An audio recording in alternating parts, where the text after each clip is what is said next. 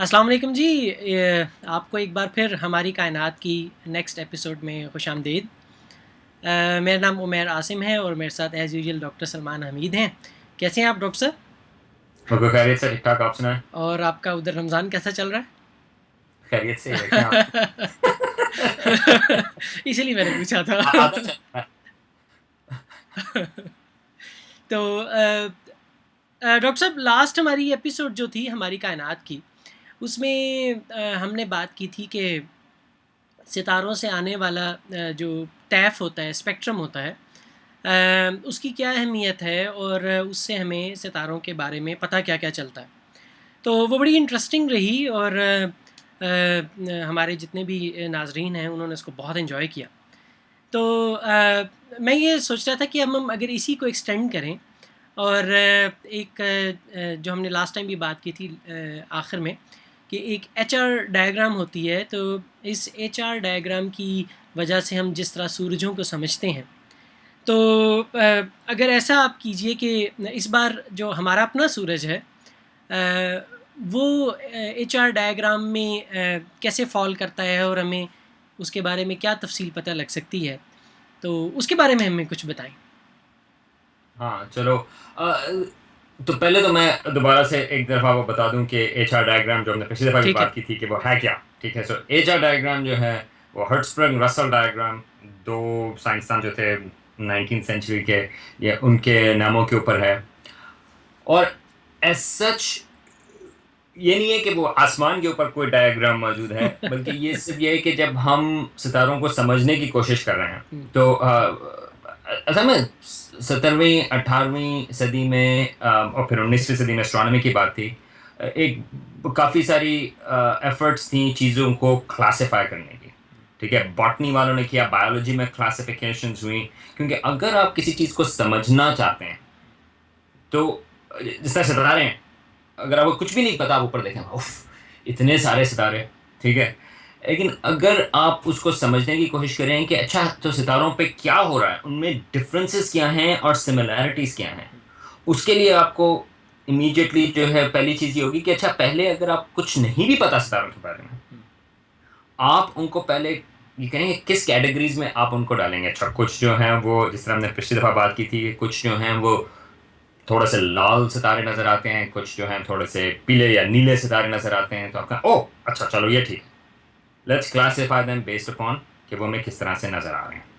और फिर तलाश करते हैं कि अच्छा तो जो सितारे जो हैं वो थोड़े से नीले हैं, उनमें क्या प्रॉपर्टीज हैं उनकी, उसको कंपेयर करेंगे कि जो पीले वाले सितारों से या जो लाल वाले सितारों से। हुँ, और फिर पता करते हैं कि अच्छा ये डिफरेंसेस हैं और ये सिमिलैरिटीज हैं और ये हमें स्टार्स के स्ट्रक्चर के बारे में और बताएंगे।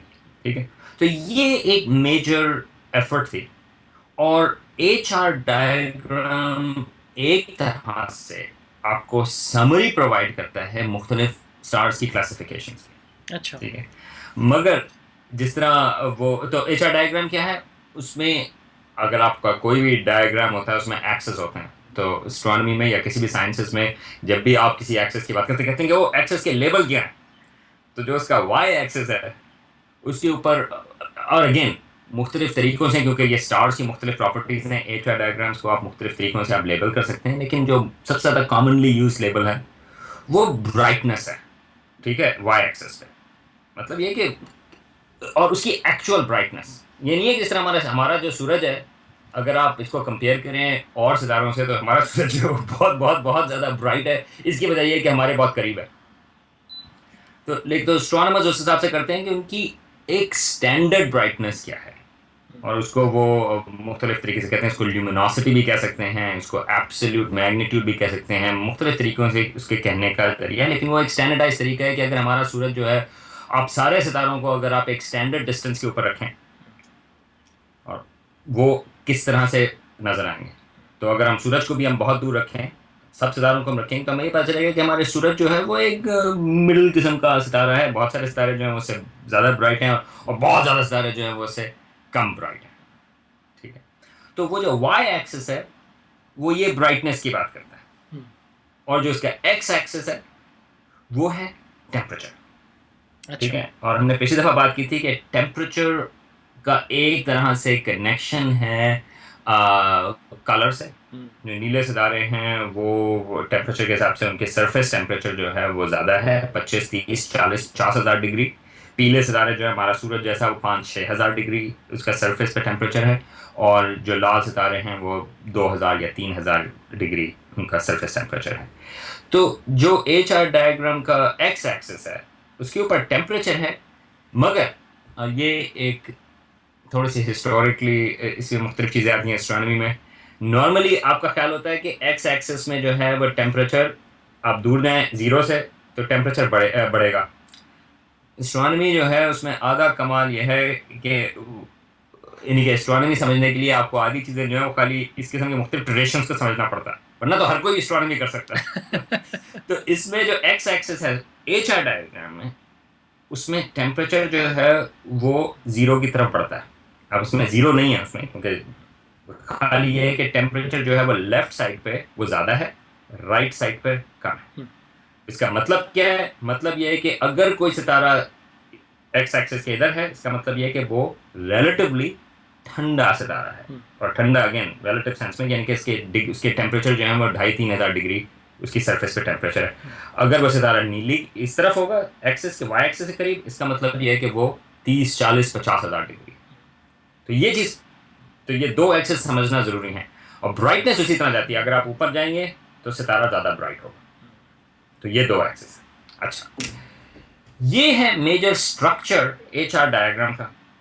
जब आप सितारे देखते हैं तो आपको खाली ये करना है कि आपको दो चीज़ें पता करनी है: सितारा कितना ब्राइट है इंट्रिंसिकली या एक्चुअल में कितना ब्राइट है, और उसका टेम्परेचर क्या है। वो आप लेके इस एच आर डायग्राम के ऊपर प्लॉट कर सकते हैं। दो चीज़ें, दो प्रॉपर्टीज पता ये चलता है।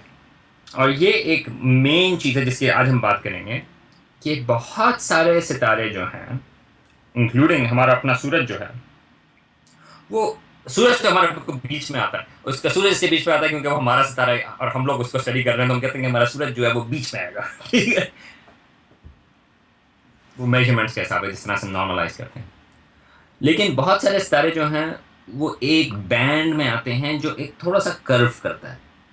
उस बैंड को हम कहते हैं मेन सीक्वेंस। उसका सिर्फ उसका उसका जो नाम है वो सिर्फ इसलिए है क्योंकि ज़्यादातर सितारे उस सीक्वेंस पे आते हैं, और वो मेजर सीक्वेंस है तो उसको कहते हैं मेन सीक्वेंस, और हमारा सूरज जो है उसके राइट के बीच में। अच्छा, मेन सीक्वेंस जो है वो ऊपर उल्टे हाथ पे ऊपर शुरू होती है एच आर डायग्राम के।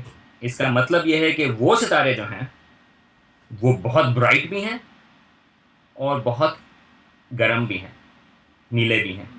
ठीक है, क्योंकि वो लेफ्ट कॉर्नर पर हैं एच आर डायग्राम के ऊपर। और फिर वो यू स्लाइड करता है एक तरह से, एक कर्व की तरह से। और नीचे जो सितारे हैं वो बॉटम राइट हैंड कॉर्नर पर हैं एच आर डायग्राम पे। इसका मतलब ये है कि वो आ, कम ब्राइट हैं और वो लाल रंग के हैं। इसका मतलब ये है कि कम गर्म है। ठीक है, तो ये एक मेन सीक्वेंस है। इन सारे सितारों की जो मेन कॉमनैलिटी है, या उसमें जो एक कॉमन चीज़ है इन सारे सितारों में जो मेन सीक्वेंस पर है, वो ये है कि इन सब सितारों के अंदर जो न्यूक्लियर फ्यूजन है, जो न्यूक्लियर फ्यूल है सितारों के अंदर, वो हाइड्रोजन से हीलियम में कन्वर्ट हो रहा है। इन तमाम सितारों में ये चीज़ कॉमन है। ठीक है। तो जब हम बात करते हैं, ये हमने, मेरा ख्याल हमने किसी और एपिसोड में बात की हुई कि सूरज जो है वो गर्म किस हिसाब से है, तो हम कहते हैं कि उसमें न्यूक्लियर फ्यूजन हो रही है। क्या हो रहा है उसके अंदर? उसके अंदर आप 4 हाइड्रोजन एटम्स लें, उनको आप गर्म अगर टेम्परेचर हो, आपको तकरीबन 10 मिलियन डिग्री टेम्परेचर चाहिए होता है कोर में। सरफेस पर तो हमारे सूरज के जो है 6,000 डिग्री है सेंटीग्रेड, मगर कोर में जो है बीच में वो है टेम्परेचर अबाउट 10 मिलियन डिग्री।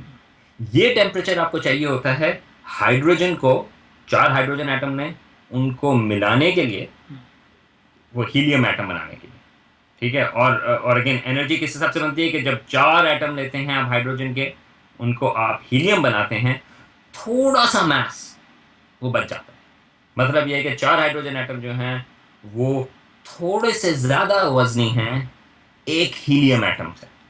और वो जो थोड़ा सा मास है, थोड़ा सा, वो आइंस्टाइन की जो इक्वेशन है E equals mc² mass multiplied by speed of light just quite a bit squared, ठीक है।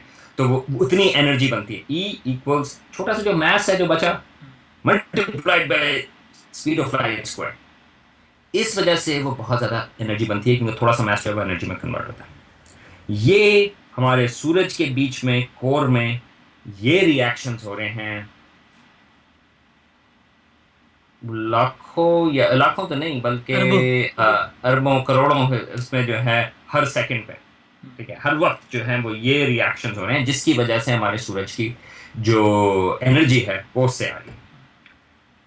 अच्छा, ये जो तमाम सितारे हैं जो मेन सीक्वेंस पर हैं, हालांकि कुछ की ब्राइटनेस ज़्यादा है, कुछ का टेम्परेचर ज़्यादा है, कुछ की ब्राइटनेस कम है, कुछ का टेम्परेचर कम है, लेकिन ये चीज़ तमाम मेन सीक्वेंस स्टार्स में कॉमन है कि इनमें जो उनके कोर को जब आप देखते हैं तो वो हाइड्रोजन जो है वो हीलियम में फ्यूज हो रही है और वो जो मास बच रहा है वो एनर्जी में कन्वर्ट हो रहा है और ये उस सितारे को मेन एनर्जी मैकेनिज्म है एक तरह से। तो पहली बात तो ये मैं क्लैरिफाई कर दूं कि लोगों का ख्याल होता है कि खाली यही प्रोसेस है जो एनर्जी प्रोड्यूस करता है सितारों में, एक्चुअली ये नहीं है। और इसी वजह से जब हम HR डायग्राम के मुख्तलिफ दूसरे हिस्सों की बात करेंगे तो वही बात करेंगे कि एक्चुअली सारे सितारे ये नहीं कर रहे।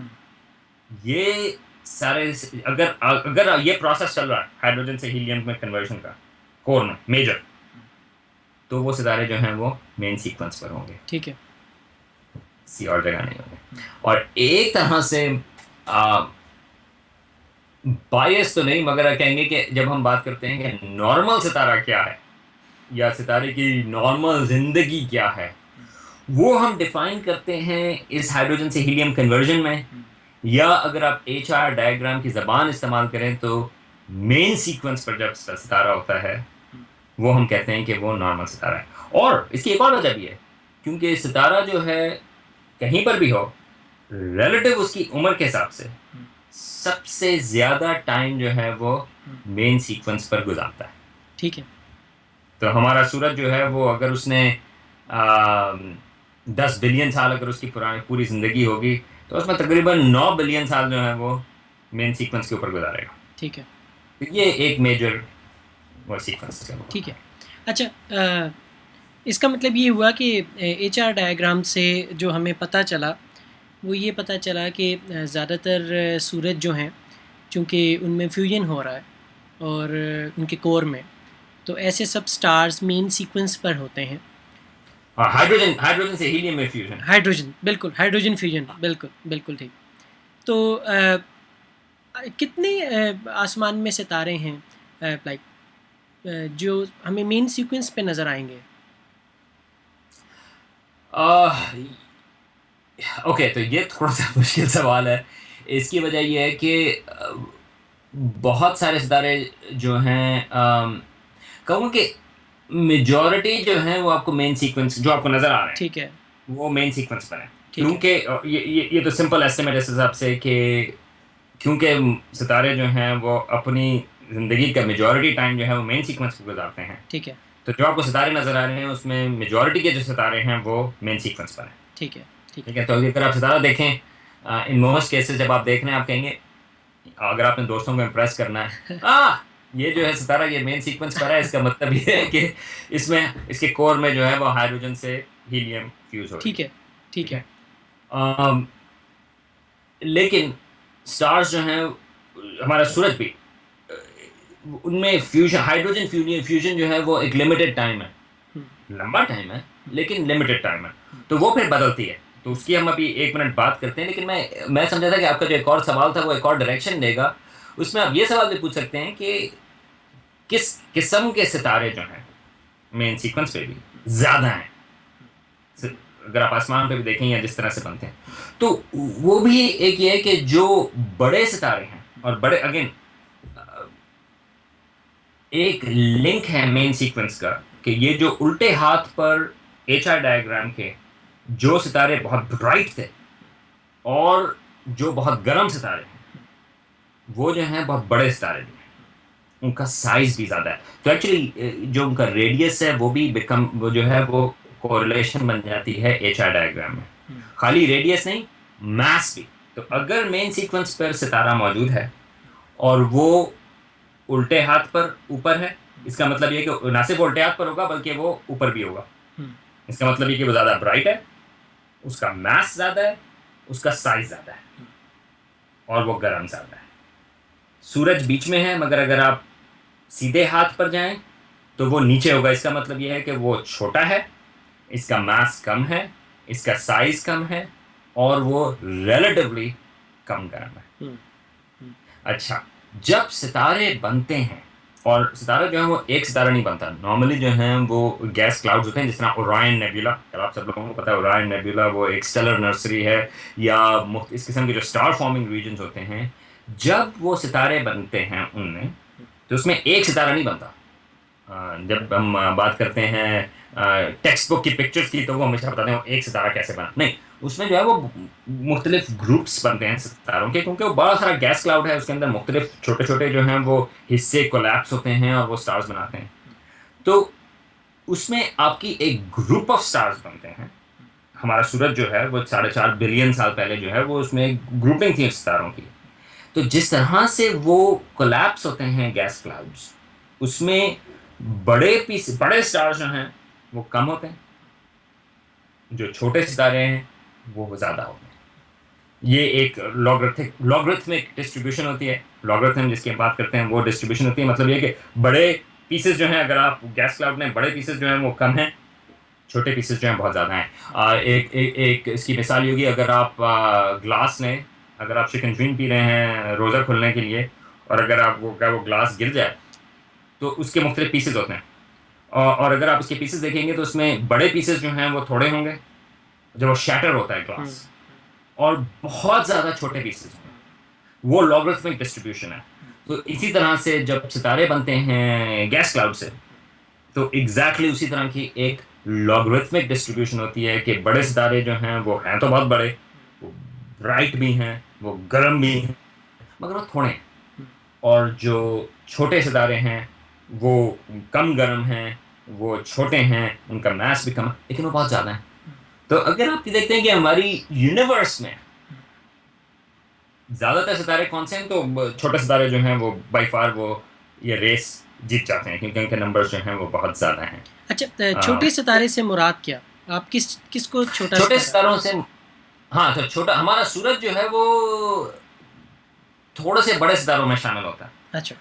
इसकी जो टेम्परेचर है, सरफेस टेम्परेचर, ये सारी चीज़ें लिंक्ड है। देखें, मुझसे भी गलती होगी इन द सेंस कि मैं इन चीज़ों को मिक्स करूँगा, क्योंकि ये सारी चीज़ें लिंक्ड हैं, स्पेशली मेन सीक्वेंस के ऊपर।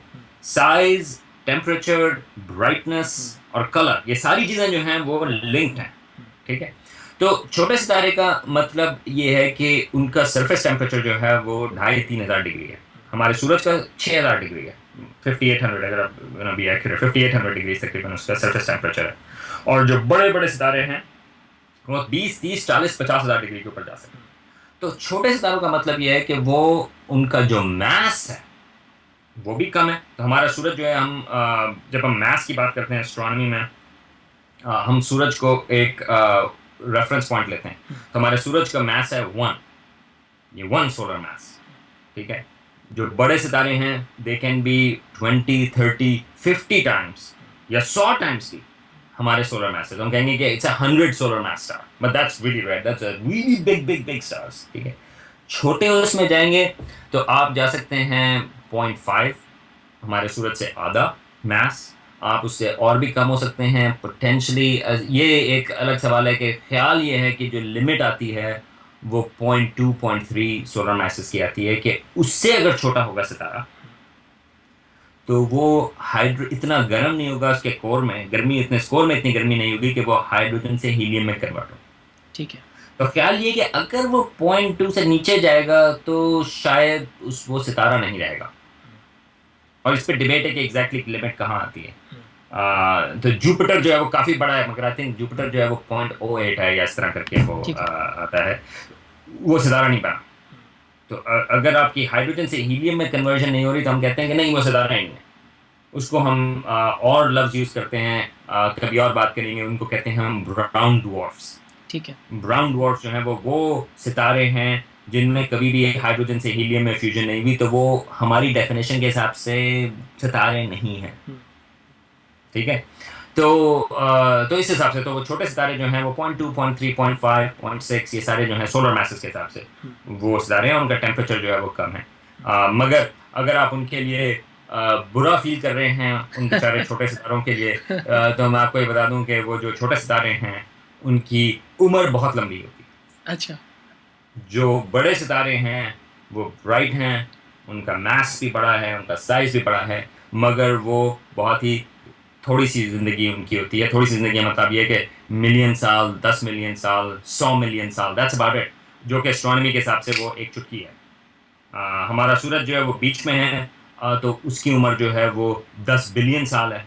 हमारा ख्याल है कि बहुत ज़्यादा है, लेकिन जो छोटे सितारे हैं उनकी उम्र 100 बिलियन साल की हो सकती है। इसका मतलब ये है कि कुछ छोटे सितारे जो हैं वो यूनिवर्स जब शुरू हुई थी, जो सबसे पहले जो सितारे बने थे, ऑलमोस्ट फर्स्ट जनरेशन स्टार्स की एक अलग बात है, लेकिन जो सेकंड जनरेशन स्टार्स थे इमीडिएटली जो बने वो अभी तक मौजूद हैं, वो ख़त्म नहीं हुए। ठीक है। तो छोटे सितारे जो हैं वो बहुत लंबा अरसा, उनकी उम्र जो है वो बहुत लंबी होती है। अच्छा, आपसे जो अभी तक बात सुनी है हमने, नज़र ये आ रहा है कि HR डायग्राम को अगर आप सामने रखते हैं और आप उसकी तफासिल को कुछ समझ लेते हैं, तो आप किसी भी सूरज या किसी भी सितारे की उम्र का अंदाज़ा लगा सकते हैं कि ये कितनी देर ज़िंदा रहेगा या अपनी ज़िंदगी की किस स्टेज पर है, और इसकी बर्थ से इसकी डेथ तक वो सारा आप ट्रेस आउट कर सकते हैं HR डायग्राम पर।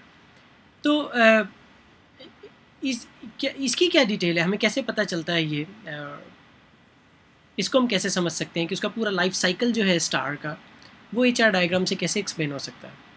हाँ, तो इसमें अगेन एस्ट्रोनॉमी में जो है एक लिमिटेशन है, क्योंकि जो टाइम स्केल्स हैं, इवन जब हम कम टाइम स्केल्स की बात कर रहे हैं कि 100 मिलियन या 10 मिलियन या मिलियन, वो फिर भी हम जैसे इंसानों के लिए जो 70, 80, 90 साल या 100 साल जीते हैं, उनके लिए आई मीन इट्स इम्पॉसिबल कि हम एक सितारे को इवॉल्व होता हुआ देखें। ठीक है। तो हमें इसी तरह से देखना होता है कि हम एक तरह से हम पिक्चर बना रहे हैं कि सितारों को क्या होता है मुख्तलिफ सितारों की डिस्ट्रीब्यूशन देख के। तो अगर तो ये फिर उस पर आया कि HR डायग्राम की अहमियत क्या है। अगर आपने मुख्तलिफ सितारे देखे आसमान के ऊपर, उनको आपने मैप किया, सबको अगेन दो प्रॉपर्टीज लेके, कितने ब्राइट हैं, उनका टेम्परेचर क्या है, आपने उनको HR डायग्राम के ऊपर प्लॉट कर दिया। ठीक है, वो एक यूनिक जगह वो ऑक्यूपाई करेंगे, तो आपको ये पता चलेगा। फिर उसी की बात आती है कि ज़्यादातर सितारे जो हैं वो तो उस बैंड के ऊपर मौजूद हैं जो मेन सीक्वेंस है, मगर कुछ सितारे जो हैं वो अपर राइट साइड पर हैं, कुछ सितारे जो हैं वो बॉटम लेफ्ट पर हैं। ठीक है, बॉटम लेफ्ट का मतलब ये है कि वो छोटे हैं मगर बहुत ब्राइट हैं, या वो और कम, उनका टेम्परेचर जो है बहुत ज़्यादा है। ठीक है, क्योंकि वो लेफ्ट साइड पर हैं बॉटम, तो है तो साइज उनका छोटा मगर बहुत ब्राइट है। तो सबसे पहला सवाल ये आएगा, एक मिनट ये किस तरह से हुआ? बाकी तो हम समझ सकते हैं, क्योंकि फिर वो जो मेन सीक्वेंस है उसकी हमें फिजिक्स बहुत अच्छी तरह से पता है कि वो क्यों बड़े सितारे जो हैं वो ब्राइट होंगे, ज़्यादा उसमें रिएक्शन ज़्यादा हो रहे हैं क्योंकि उनका मास ज़्यादा है, फलाना फलाना। तो फिर सवाल यह था, अच्छा हमने बड़ी अच्छी तरह से समझ लिया कि मेन सीक्वेंस तो क्यों ब्राइट हैं, क्यों वो लेफ्ट पर होते हैं या क्यों वो बॉटम राइट पर होते हैं। फिर अच्छा मगर ये जो कुछ सितारे नज़र आ रहे हैं जो उल्टे हाथ पर हैं मगर छोटे हैं, इसका मतलब ये कि छोटे और बहुत ज़्यादा ब्राइट हैं, वो क्यों है? तो वो पता चलता है कि वो वाइट ड्वार्फ्स हैं। और उनकी हम वाइट ड्वार्फ्स की हम बात अभी बाद में करेंगे, मेरा ख्याल है अगली दफ़ा हम बात करेंगे। फिर इसी तरह हमें पता चलता है कुछ सितारे जो हैं वो बहुत बड़े हैं मगर वो ठंडे हैं, उनका रिलेटिवली ज़्यादा गर्म नहीं है, वो अपर राइट साइड पर है। वो क्यों है? अच्छा, पता ये चलता है कि उनकी तादाद कम है, वो जो अपर राइट साइड पर है, मगर उनको हम कहते हैं रेड जायंट्स। क्यों? क्योंकि वो कलर्स के हिसाब से वो रिलेटिवली कम गर्म है, तो वो रेडिश हैं, और वो बड़े हैं, साइज में बड़े हैं, और उनकी ब्राइटनेस बड़ी है, तो वो जायंट्स हैं। तो इसलिए हम उनको एस्ट्रोनॉमर्स जो है नामों के हिसाब से स्ट्रेट फॉरवर्ड होते हैं, तो वो रेड जायंट कहते हैं। लेकिन अगर आप उनकी डिस्ट्रीब्यूशन देखें एचआर डायग्राम पे, तो आपको पता ही चलेगा कि रेड जायंट स्टार जो है वो बहुत ज्यादा नहीं है। अच्छा। इसका मतलब ये है, और अब हमें अच्छी तरह से फिजिक्स उसकी मालूम है, लेकिन अगर आप सोचेंगे, अगर आप 19वीं सदी में हैं और आपको सितारों के बारे में कुछ नहीं पता और आपने सिर्फ उनको एचआर डायग्राम के ऊपर प्लॉट किया, तो उसका मतलब ये होगा कि वो सितारे जो हैं वो अगर इवॉल्व होते हैं, एक तरह से चेंज होते हैं, तो वो रेड जायंट फेज पर रिलेटिवली कम टाइम यूज करते हैं। ठीक है। मेन सीक्वेंस पे मतलब, क्योंकि ओवरऑल अगर आप देख रहे हैं तो रेड जायंट फेज पे जो है वो कम सितारे हैं, मेन ठीक। सीक्वेंस है वो ज़्यादा भरी हुई है।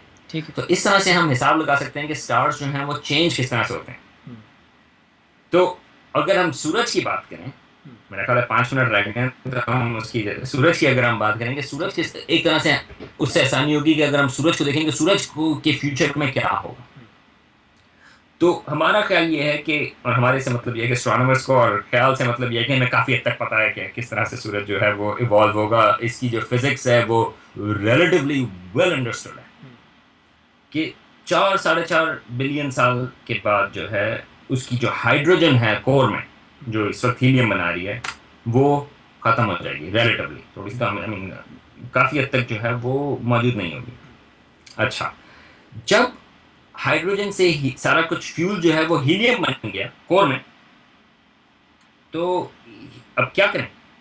तो सूरज जो है उसकी जो सेंट्रल एनर्जी है वो बंद हो जाएगी, क्योंकि अब हाइड्रोजन जो है वो तो खत्म हो गई सारी, जो है कोर में वो ठीक है। हीलियम बन गई। ठीक है। मगर हीलियम फ्यूज हो सकती है, हीलियम का फ्यूजन हो सकता है, मगर हीलियम के फ्यूजन के लिए 10 मिलियन डिग्री नहीं कोर में, बल्कि 100 मिलियन डिग्री चाहिए। अच्छा। कोर में जो है इस वक्त 10 मिलियन डिग्री है, तो क्या करें? सारी जो जिंदगी है सितारों की, वो एक बैटल है ग्रेविटी के खिलाफ। ग्रेविटी जो है वो स्टार को पुल करने की कोशिश करती है, और नीचे जो इंजन है, नीचे जो न्यूक्लियर फ्यूजन है एनर्जी, वो इस कोलैप्स को रोकने की कोशिश करती है। तो इस तरह इस वक्त हम हैं, जब हम सूरज को देखते हैं तो वो एक स्टेबल फेज में है कि ग्रेविटी कोलैप्स करने की कोशिश कर रही है, मगर जो बीच सूरज के अंदर जो एनर्जी है वो उस कोलैप्स को रोके हुए, और वो एनर्जी फ्यूजन से आती है, हाइड्रोजन से हीलियम में। तो आज से 4-4.5 बिलियन साल के बाद जब हाइड्रोजन से हीलियम की फ्यूजन खत्म हो जाएगी, तो वो जो ग्रेविटी है वो फिर से कोलैप्स करना शुरू कर देगी। ठीक है, और कोलैप्स का मतलब ये है कि जो नीचे जो कोर है वो छोटा होना शुरू हो जाएगा। अच्छा, अब ये आप इंटर किया, आपको फिजिक्स से याद होगा कि अगर आप वॉल्यूम जो है वो कम करते हैं तो टेम्परेचर जो है वो उसका बढ़ जाता है।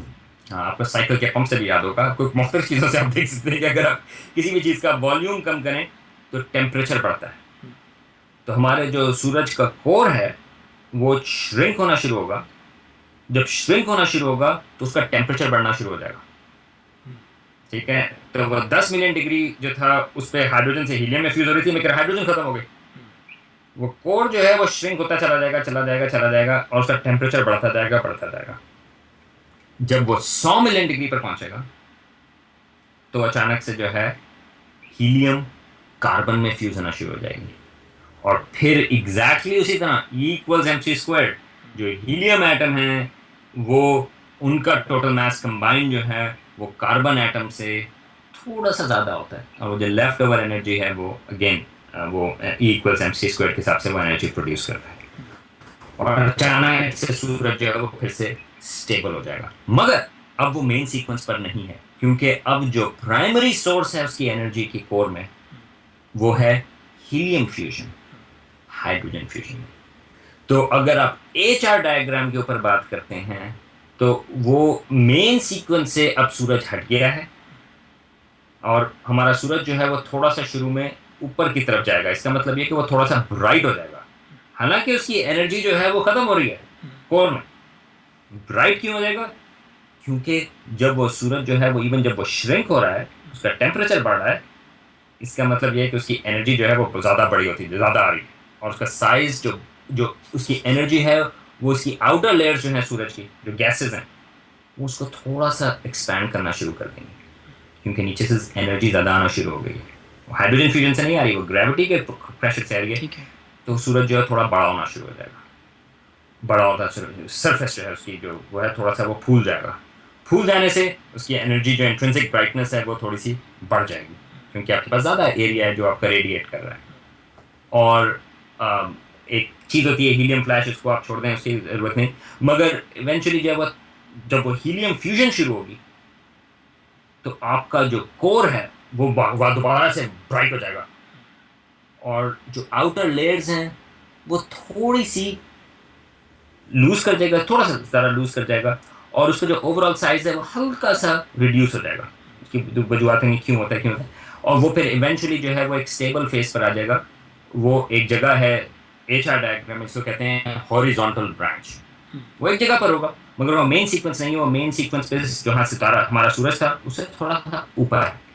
इसका मतलब ये है कि हमारा सितारा जो है वो थोड़ा सा गर्म है और थोड़ा सा साइज में बड़ा है, और उसका उसका मास तो वही का वही है, मगर वो मेन सीक्वेंस के ऊपर मौजूद नहीं। ये फेज हमारे सूरज का हो सकता है कि तकरीबन बिलियन साल या उससे थोड़ा सा कम फेज पर वो रहेगा, जिसमें उसके कोर में हीलियम फ्यूज हो रही है, और हीलियम के लिए 100 मिलियन डिग्रीज चाहिए। अच्छा, थोड़ी सी लेफ्ट ओवर हाइड्रोजन, रिमेंबर सूरज जो है वो तकरीबन पूरा का पूरा जो है वो हाइड्रोजन और हीलियम से बना हुआ है। ये नहीं है कि कोर में तो हाइड्रोजन खत्म हो गई थी, मगर उसके जो बराबर में जो अब जो है कोर के आसपास का इलाका, अब उसमें भी टेम्परेचर 10 मिलियन डिग्री तो है। तो अब वहां पर जो है हीलियम फ्यूज होना शुरू हो गई, उसको कहते हैं हाइड्रोजन फ्यूज होना शुरू हो गई हीलियम में, उसको कहते हैं शेल हाइड्रोजन बर्निंग, क्योंकि बीच में कोर में हीलियम बर्न हो रही है और उसके बराबर में जो है जो शेल है वहां पर अब 10 मिलियन डिग्री टेम्परेचर है, वहां पे आप हाइड्रोजन फ्यूज कर सकते हैं, जो पहले वहां पर टेम्परेचर कम था। ठीक है। तो दोनों के मिला के जो है उसकी ब्राइटनेस ज़्यादा हो जाती है, क्योंकि कोर में हीलियम है और उसके बराबर में शेल है जिसमें हाइड्रोजन फ्यूजन हो रही है, और वो सूरज को दोबारा से स्टेबल फेज पे कर देते हैं। और सूरज जो है वो इस फेज में रहेगा तकरीबन बिलियन साल तक, जब हीलियम की फ्यूजन ख़त्म हो जाएगी, जब हीलियम सारी की सारी हम फ्यूज़ कर लेंगे कार्बन में, फिर उसकी अगली स्टेज होगी। उसकी हम बात अगली दफ़ा करें कि अब की दफ़ा बात करें? नहीं, उसकी डेफिनेटली हम नेक्स्ट टाइम बात करेंगे। बल्कि नेक्स्ट टाइम मैं ये चाहूँगा कि हम ये भी समझें कि बड़े सूरज जो हैं उनका लाइफ साइकिल कैसा होता है, मेन सीक्वेंस में वो कितना टाइम स्पेंड करते हैं और फिर किधर जाते हैं। दर हकीकत यही बात है कि HR डायग्राम से पूरा लाइफ साइकिल जो किसी भी सितारे का है वो बड़ा अच्छी तरह समझा जा सकता है, और एक छोटी सी तस्वीर जो कि जितनी तफसील से समझी जाए वो डायग्राम उतना ही फ़ायदा देती है। हमारा वक्त हो गया डॉक्टर साहब, बहुत शुक्रिया। नेक्स्ट टाइम इंशाल्लाह ताला आपके साथ मज़ीद बात करेंगे HR डायग्राम की और बाकी सितारों की। अस्सलाम वालेकुम जी। नाम शुक्रिया। अल्लाह हाफ़िज़।